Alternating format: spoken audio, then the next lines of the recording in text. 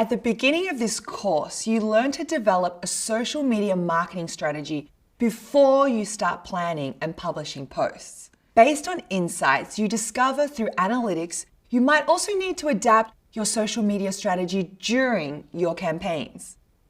In this video, we'll discuss how data analysis can inform your social strategy. Once you've identified metrics, chosen a tool to track them, and collected the data, you need to determine what the data means and which strategic decisions you'll make in response to it.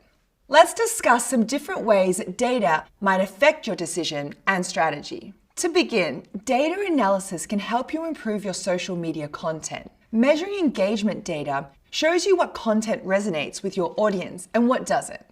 You can also assess how things like post length, visuals, hashtags, and tone affect engagement.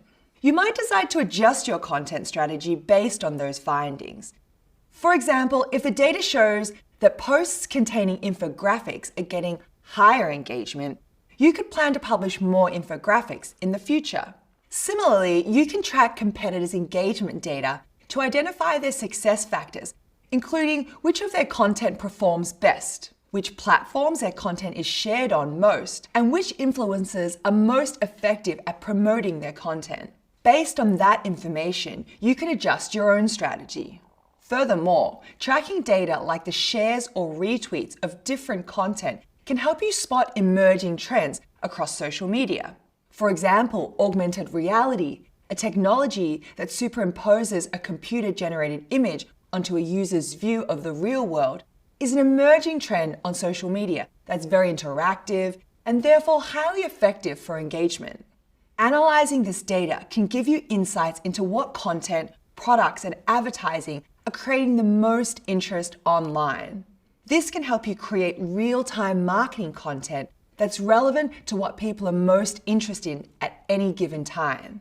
If you find that a large percentage of your audience is sharing posts about a particular news story, for instance, then you might create content related to that story.